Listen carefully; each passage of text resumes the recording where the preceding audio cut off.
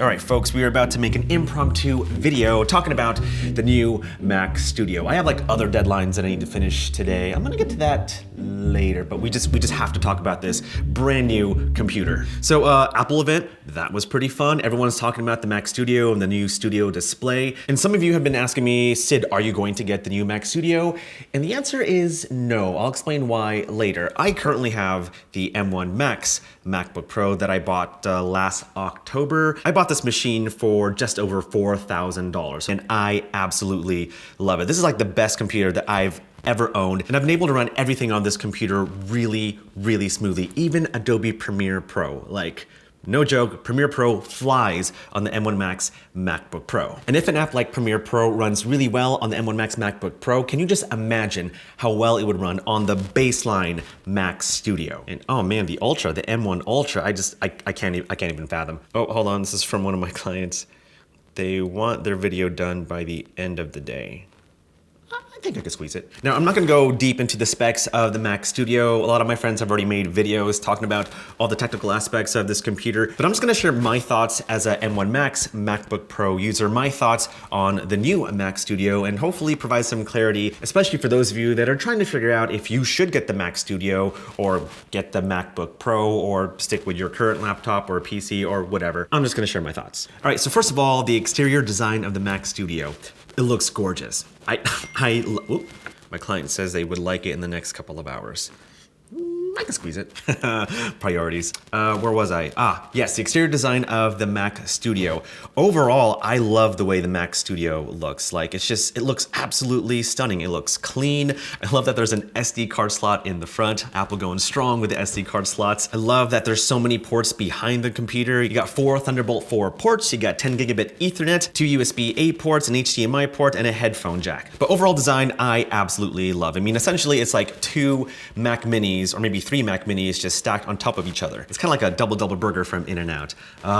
In-N-Out. I think I might grab a burger after this. But aside from the exterior design, it's the insides that really matter. Let's go ahead and look at the different configurations of the Mac Studio. Order now. So as you know, there are 2 different versions of the Mac Studio, one with the M1 Max chip and one with the new M1 Ultra chip, which is essentially 2 M1 Maxi? Essentially, it's 2 of the M1 Max chips connected together. But just going to the baseline configuration of the Mac Studio, it starts at $1999 and it's still more powerful than my spec'd out M1 Max MacBook Pro. That to me is totally insane, and for half the cost of my MacBook Pro. Granted, this is a laptop, I got the Retina display, and I can take my computer anywhere, but since everything that I've ran through with my M1 Max MacBook Pro has been incredibly smooth, I can't even imagine how much more smooth all those applications will be on just the baseline Mac Studio. Oh, sorry guys, I forgot to format my SD card, just ran out of space. Look, I'm even using a 256 gig SD card because, you know,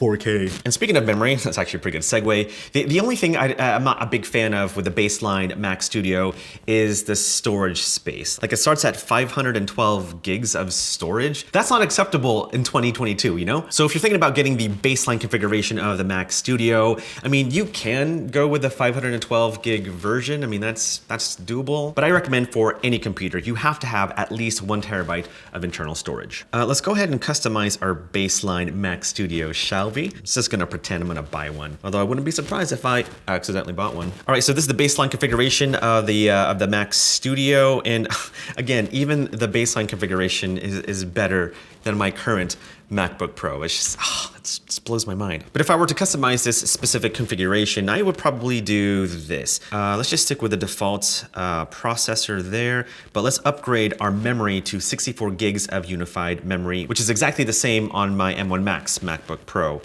Internal storage, at least 1 terabyte. And I'd be tempted to even go up to the 2 terabyte version, but since this is a desktop computer, I would just connect the Mac Studio to my NAS. And if you have a similar setup to mine, whether it's a NAS or a RAID that's on your desk, then 1 terabyte of internal storage is totally fine. In fact, my only regret with the M1 Max MacBook Pro is that I didn't get enough storage. There's like 2 terabytes on my laptop. I should have gotten the 8 terabyte version because I'm running out of space. And that's pretty much all I configure with the Mac Studio. Like at home, I already have my monitor, I got my NAS, I got everything all set up. And this would be my preferred configuration for the baseline Mac Studio. And that's gonna run me $25.99 US.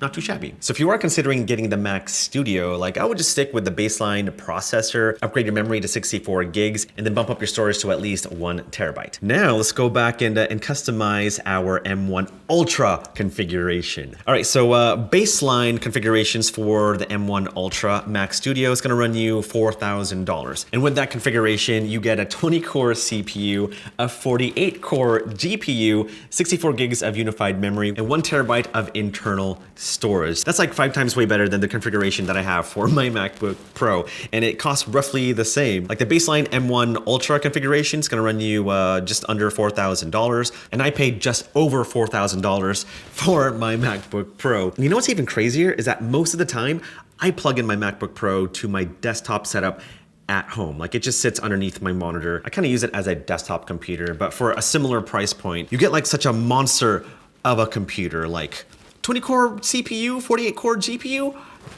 What? But let's have some fun and customize it even more. Okay, so if you're considering getting the M1 Ultra configuration of the Mac Studio, here's what I would do. I would just stick with the baseline processor. Like that's pretty gnarly. That's so crazy. Memory, 64 gigs of unified memory.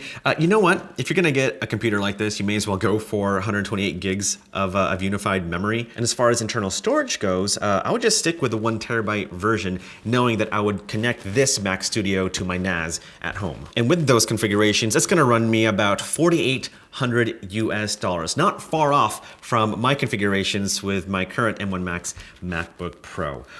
Wow, that is a crazy computer, man. But overall, I am super impressed with the new Mac Studio. Like it is a crazy monster of a computer. Like I don't know if I'd need all that power. I mean, if I had the money, why not? But for me, in my line of work, I'm gonna stick with my M1 Max MacBook Pro. Like I'm traveling a lot more this year, and so it makes sense for me to stick with my laptop so that I can work anywhere. So if you are a content creator that does travel pretty often, obviously you'd want to go with a laptop. But if you are a content creator who edits mostly at home, why not get a desktop like this? I mean, sure, you can plug in your laptop and treat it as a desktop computer. But like I said before, I paid $4,000 for this laptop, and for just the baseline configuration, the M1 Max Mac Studio, for half the price, you still get a monster of a computer that also looks really good. So those are my thoughts on the new Mac Studio. I freaking love it, and if I were editing mostly at home, then yeah, I would totally get it. But since I'm traveling a lot more now, it just totally makes sense for me just to stick